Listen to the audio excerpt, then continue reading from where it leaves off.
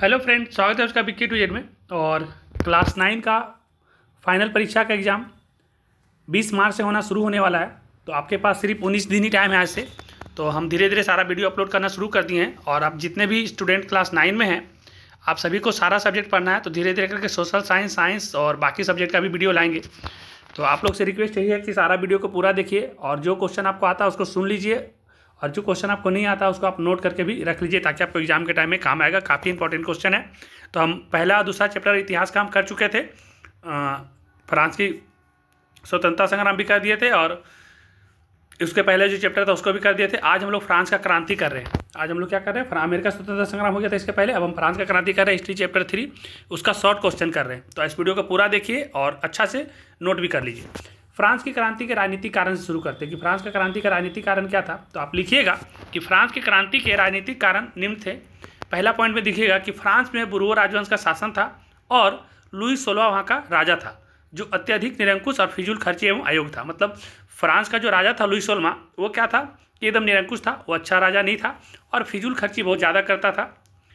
दूसरा लिखिएगा कि वहाँ का जो संसदीय संस्था था स्टेट जनरल, वहाँ पर 175 वर्षों तक कोई बैठक भी नहीं हुआ था।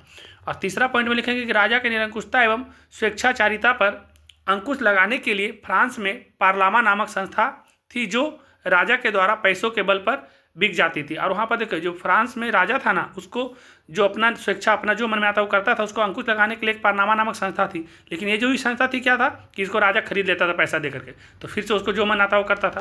फिर चौथा पॉइंट में लिखिएगा कि फ्रांस में केंद्रीयकरण शासन की प्रवृत्ति थी और स्वायत्ता शासन का अभाव था। मतलब जो ऊपर से बोल दिया राजा उसी को मानना पड़ेगा, बाकी जो लोकल में है वो लोग कुछ भी नहीं कर पाता था। तो इसके कारण फ्रांस में ये राजनीतिक कारण थे।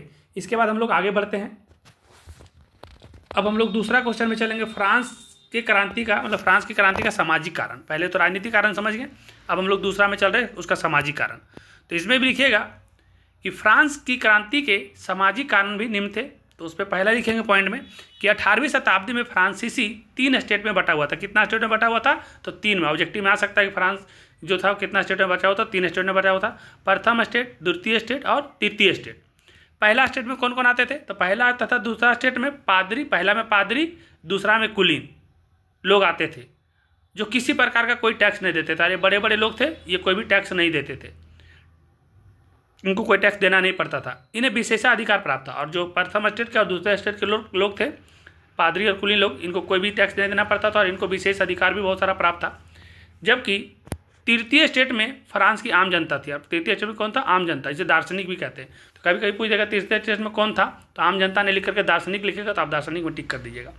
तो तृतीय स्टेट में आम जनता थी, जिसे दार्शनिक कहते हैं, जिन्हें कोई भी विशेषाधिकार भी नहीं प्राप्त था और इन्हें विभिन्न प्रकार का टैक्स दिया जाता था। जितना भी इनकम का टैक्स, लगान वाला खेती का टैक्स, बहुत सारा टैक्स, इनको अलग अलग तरह का विभिन्न प्रकार का टैक्स दिया जाता था।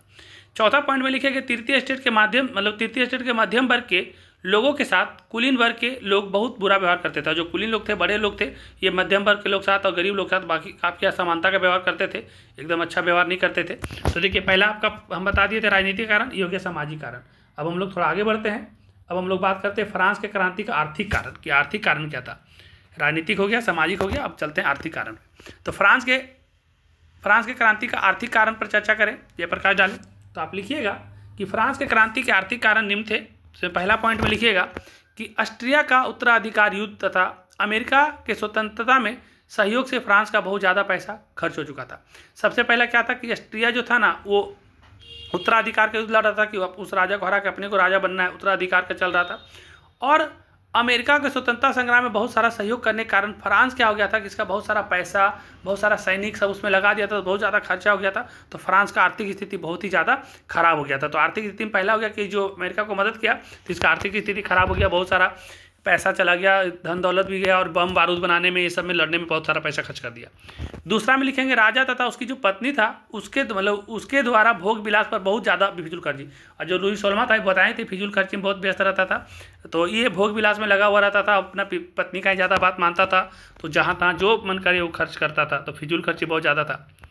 तीसरा में लिखेंगे कर यानी कि टैक्स का बोझ सिर्फ तृतीय स्टेट वालों के लिए ऊपर था। अब देखिए सबको पैसा कमा रहा, सबको देश में रह रहा था, लेकिन पहला और दूसरा स्टेट को इतना छूट दे दिया था, विशेषाधिकार दिया था कि पादरी और कुलीन लोग टैक्स देते नहीं थे, तो सिर्फ आम जनता से टैक्स लिया जाता था, तो उसके कारण भी आर्थिक स्थिति खराब हो रहा था। प्रथम तथा द्वितीय स्टेट के लोगों पर किसी भी प्रकार का कोई टैक्स नहीं लग रहा था, तो इसके कारण भी आर्थिक स्थिति खराब हो रहा था।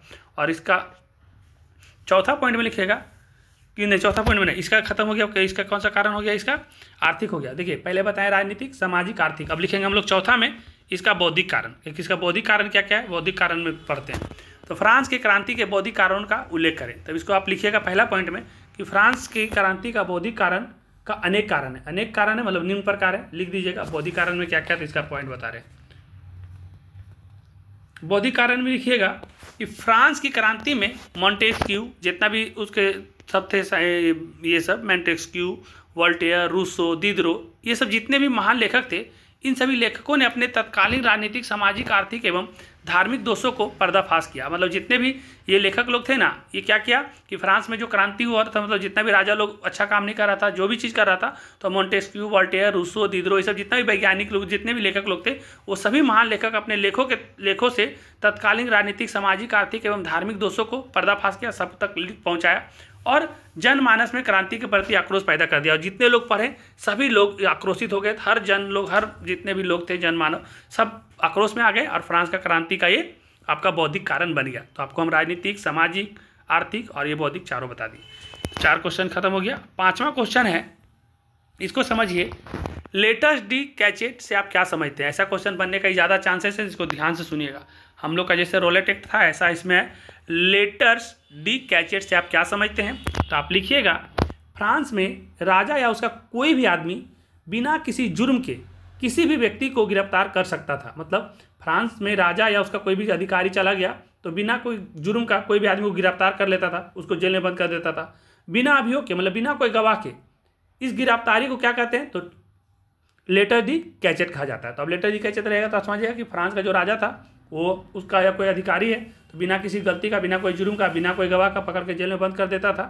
तो ये जो अभियोग था, मतलब ये जो काम हो रहा था, इसी को हम लोग कहते हैं लेटर डी कैचेट। तो 2 नंबर में आ सकता है, इसको ध्यान से 2 बार सुन लीजिएगा। 6ठा क्वेश्चन है, अमेरिका के स्वतंत्रता संग्राम का फ्रांस की क्रांति पर क्या प्रभाव पड़ा? देखिए अमेरिका में जो स्वतंत्रता संग्राम हुआ 4 जुलाई 1776 को, तो उस क्रांति से फ्रांस में बहुत प्रभाव पड़ा। तो सुनिए आगे लिखेंगे, अमेरिका स्वतंत्रता संग्राम में लफायते के नेतृत्व में फ्रांसीसी सेना ने इंग्लैंड के विरुद्ध भाग लिया था। अब क्या हुआ कि अमेरिका स्वतंत्रता संग्राम हो गया था, लेकिन फ्रांस मदद करने के लिए आया था अमेरिका को। तो फ्रांस जब मदद करने अमेरिका के लिए आया तो फ्रांस की तरफ से जो, देखिए तीनों का याद रखिएगा, फ्रांस की तरफ से जब आया सेना लेकर के, तो फ्रांस का जो लीडर कर रहा था, फ्रांस का जो नेतृत्व कर रहा था सेना का, तो लफायते। अब पूछ देगा कि अंग्रेज का सेना को कौन कर रहा था नेतृत्व? तो अंग्रेज का सेना तरफ से कर रहा था, उसका नाम था कॉर्नवालिस। अब बोलेगा अमेरिका की तरफ से कौन था? तो अमेरिका वाला की तरफ से वाशिंगटन डीसी थे। तो याद रखिएगा तीनों में से कोई ना कोई ऑब्जेक्टिव में आ सकता है। तो लफायते के नेतृत्व से फ्रांसीसी सेना लड़ रही थी, इंग्लैंड के विरुद्ध भाग लिया था, और जिससे अमेरिकी में गणतांत्रिक शासन की स्थापना हुई। और लफायते जब मिलकर मदद किया, फ्रांस मदद किया, तो उपनिवेश जो था अंग्रेज का अमेरिका, उसको आराम से जीत पाया ये लोग, और फ्रांस के जनता के लिए यह प्रेरणा का स्रोत का काम किया। और इससे क्या हो गया कि जब फ्रांस वाला लोग को लगा कि हम लोग अपना देश वाले लोग जा करके दूसरे देश को आज़ाद करवा सकते हैं दूसरे देश से, तो हम अपने देश में जो राजा अच्छा नहीं चला रहा उससे हम लोग नहीं जीत सकते हैं। तो एक तरह से प्रेरणा का स्रोत मिला इसको अमेरिका स्वतंत्रता संग्राम से। अब हम लोग 6 क्वेश्चन कर लिए। 7वां क्वेश्चन देख लीजिए, इसमें हमको समझ में आ रहा है, आपको भी समझ में आ जाएगा, ध्यान से सुनिएगा। 7वां क्वेश्चन है, मानव एवं नागरिकों के अधिकार में, मतलब मानव एवं नागरिकों के अधिकार से आप क्या समझते हैं? तो मानव, आपका किताब में क्वेश्चन लिखा होगा, आप देख लीजिएगा, 7 नंबर क्वेश्चन है, लघु उत्तरीय। तो मानव एवं नागरिकों के अधिकार से आप क्या समझते हैं? तो आप लिखिएगा, मानव एवं नागरिकों के अधिकार से अभिप्राय है कि, यानी इसका मतलब है कि मानव और नागरिकों के अधिकार से मतलब है कि प्रत्येक व्यक्ति अपने विचार प्रकट कर सके, अपनी इच्छा अनुसार धर्म पालन कर सके, उसको व्यक्तिगत स्वतंत्रता मिले, उन्हें बिना मुकदमा चलाए गिरफ्तार नहीं किया जा सके, उन्हें निजी संपत्ति रखने का अधिकार मिले इत्यादि। मतलब मानव एवं नागरिकों का अधिकार का क्या है? तो मानव नागरिकों का हर आदमी को अपना अधिकार होना चाहिए, उसको अपना विचार रखने का मौका मिलना चाहिए, उसके इच्छा अनुसार धर्म पालन कर सके, है ना, उसका व्यक्तिगत स्वतंत्रता होना चाहिए, उसका अपना निजी जो जीवन है उसको अपने हिसाब से जीना चाहिए, और अपना जो संपत्ति है उसको रखने का भी उसको अधिकार मिलना चाहिए। तो मानव और नागरिकों के अधिकार में हिसाब आराम से लिख दीजिएगा, 2 नंबर में आने को होगा तो आएगा। 8वां क्वेश्चन है, फ्रांस की क्रांति का इंग्लैंड पर क्या प्रभाव पड़ा। तो देखिए, जो फ्रांस का क्रांति हुआ तो इंग्लैंड पे क्या प्रभाव पड़ा। तो फ्रांस की क्रांति का इंग्लैंड पर इतना प्रभाव पड़ा कि वहाँ की जनता ने भी सामंतवाद के खिलाफ आवाज़ उठानी शुरू कर दी। मतलब क्या हुआ कि फ्रांस का जो क्रांति हुआ तो इंग्लैंड पर जब ये लोग मिल करके लड़ने लगा अमेरिका के साथ में, तो जो जनता मतलब सामंत लोग, बड़े बड़े लोग थे, उन लोगों के खिलाफ भी आम जनता आवाज़ उठाना शुरू कर दिया। इसके फलस्वरूप क्या हो गया कि 1832 ईस्वी में इंग्लैंड में संसदीय सुधार अधिनियम पारित हो गया। फिर क्या हो गया कि इंग्लैंड में संसदीय सुधार अधिनियम आ गया, 1832 में पारित हुआ। तो पूछेगा कि कब हुआ इंग्लैंड में संसदीय सुधार, तो 1832 में हुआ, जिसके द्वारा वहाँ के जमींदारों की शक्ति समाप्त हो गया। और ऐसा अधिनियम ला दिया कि जितना भी बड़े बड़े जमींदार थे जो टैक्स लेते थे जमीन का, खेत का, वो सब समाप्त कर दिया गया और जनता के लिए अनेक मार्ग प्रस्तुत किया। अब जनता सब आक्रोश में आ गया था, तो इसलिए जनता के लिए अनेक मार्ग प्रस्ताव कर दिए गए। तो ये 8 क्वेश्चन खत्म हो गया, 10 क्वेश्चन टोटल है। 9वां क्वेश्चन चलते हैं कि फ्रांस की क्रांति ने इटली को प्रभावित किया कैसे। तो आप लिखिएगा कि इटली भी उस समय कई भागों में बटा हुआ था, मतलब इटली भी छोटा छोटा टुकड़ा में बहुत सारा भाग में बटा हुआ था। फ्रांस की क्रांति के बाद इटली के विभिन्न भागों में नेपोलियन ने अपनी सेना एकत्रित कर लड़ाई की तैयारी की और इटली राज स्थापित किया। एक साथ मिलकर युद्ध करने से उसमें राष्ट्रीयता की भावना आई और इटली के आने वाले समय में एकीकरण का मार्ग प्रशस्त हो गया। अब इससे क्या हो गया कि जो भी इटली अलग अलग टुकड़े में बटा हुआ था, तो जब सब पूरा इटली का एकीकरण में सब मिल करके लड़ने लगे तो उस समय राष्ट्र के प्रति एक अच्छा भावना जाग गया।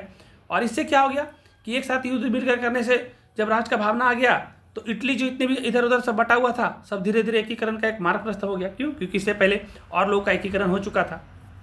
तो आज का 10वां क्वेश्चन और लास्ट क्वेश्चन है लघु उत्तरीय में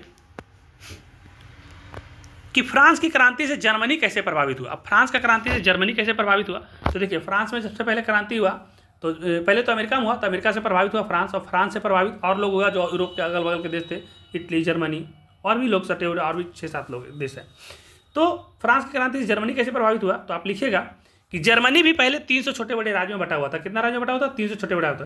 तो नेपोलियन के प्रयास से ये 300 छोटा बड़ा राज्य था वो 38 में आके समिट गया। कितना समिट गया? 38 में। मतलब बहुत सारा एकीकरण नेपोलियन के प्रयास से हुआ। फ्रांस की क्रांति के स्वतंत्रता, समानता एवं बंधुत्व की भावना। फ्रांस का क्रांति हुआ था ना, तो उसमें 3 गो बात बोला गया था। स्वतंत्रता मतलब सब आज़ाद हो जाएंगे, हम लोग एक बार राजस्व जीत गए तो सबको समान अधिकार मिलेगा, और हम लोग एक सब भाईचारा मतलब भावना करके रखेंगे। और ये भावना जर्मनी में भी लोगों को अपना लिया। जर्मनी भी सोच लिया कि हम लोग भी स्वतंत्र हो जाएंगे और हम लोग भी समान, सबको अधिकार मिलेगा और हम लोग सब भाई भाई जैसा रहेंगे। तो ये अपना लिया और आगे चलकर इसने जर्मनी के एकीकरण का बल मिल गया। अब इससे क्या हो गया कि सब स्वतंत्रता, समानता और बंधुत्व जो फ्रांस ने अपनाया था वही जर्मनी अपना लिया। तो आगे चल के ही एकीकरण को बल मिल गया और इस तरह से कह सकते हैं कि फ्रांस का एकीकरण, जर्मनी का एकीकरण हो गया। तो इस वीडियो को हम अब ज़्यादा लंबा नहीं करेंगे क्योंकि आप लोग का एग्जाम है और धीरे धीरे सारा सब्जेक्ट का मटेरियल हमको बनाना है।